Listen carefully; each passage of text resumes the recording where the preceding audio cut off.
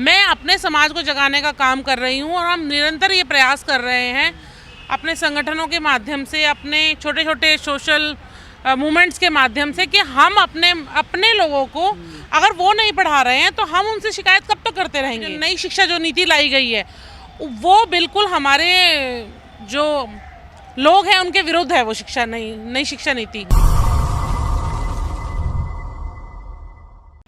एक समाज सुधारक और महिलाओं को हक अधिकार दिलाने की बात करने वाली माता सावित्रीबाई फुले का आज जन्मदिन है। तो मैम, आप लोग किस तरीके से मना रही हैं? उन्होंने देश में सबसे पहले स्कूल खोला, महिलाओं के अधिकारों की बात करती थी, काफ़ी लड़ाइयाँ लड़ी और इसीलिए आज आप सब लोग यहाँ पर हैं। जी बिल्कुल। मेरा नाम सोनू है, मैं दिल्ली कैंट से हूँ और आज हम अम्बेडकर भवन में जो है सारे महिलाओं के साथ स्पेशल यहाँ पे महिलाओं का प्रोग्राम रखा गया था।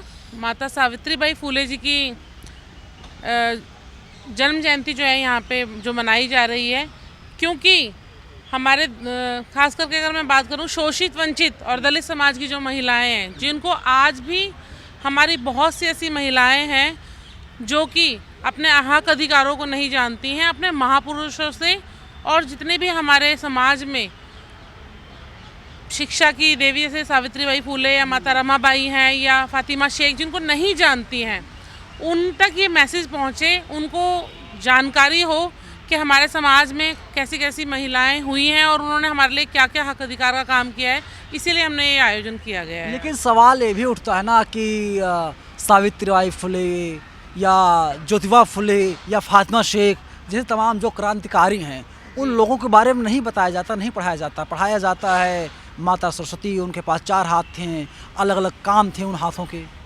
देखिए, मैं किसी भी आस्था को धर्म ना पहुंचाते हुए ऐसी कोई टिप्पणी नहीं करूंगी, माफ़ कीजिएगा। लेकिन मैं क्योंकि औरों को जगाने का काम क्यों करूं, मैं अपने समाज को जगाने का काम कर रही हूं और हम निरंतर ये प्रयास कर रहे हैं अपने संगठनों के माध्यम से, अपने छोटे छोटे सोशल मूवमेंट्स के माध्यम से कि हम अपने लोगों को अगर वो नहीं पढ़ा रहे हैं तो हम उनसे शिकायत कब तक करते रहेंगे।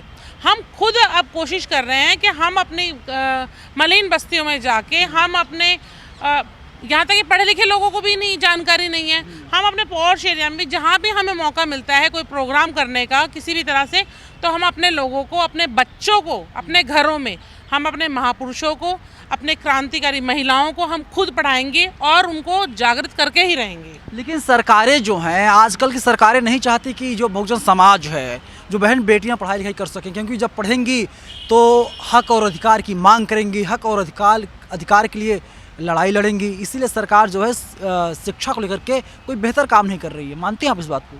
जी, मैं बिल्कुल मानती हूँ इस बात से, आपकी मैं पूरी तरह सहमत हूँ। क्योंकि जो शिक्षा पे जिस तरह से दिन प्रतिदिन शिक्षा पे जो नई शिक्षा जो नीति लाई गई है वो बिल्कुल हमारे जो लोग हैं उनके विरुद्ध है। वो नई शिक्षा नीति स्कूलों में भी, जैसे दिल्ली गवर्नमेंट भी जिस तरह से बोलती है कि हमने स्कूलों में इतना सुधार किया है, विकास किया है, अगर हम जैसे जाते हैं बस्तियों में और जो 5वीं तक के भी अगर हम स्कूलों की बात करें, हाई स्कूल की बात छोड़ दीजिए, हम यहाँ प्राइवेट स्कूलों की बात नहीं करेंगे क्योंकि जो पैसे वाला इंसान है, ये जो संपन्न है, वो अपने बच्चों को अच्छे कॉन्वेंट स्कूलों में पढ़ा सकता है। लेकिन यहाँ हम बात करेंगे अपने उस सबसे निचले पायदान के लोगों की जो अपने बच्चों को कॉन्वेंट स्कूलों में नहीं पढ़ा सकते हैं, जो अपने बच्चों को प्राइवेट स्कूल में नहीं पढ़ा सकते हैं।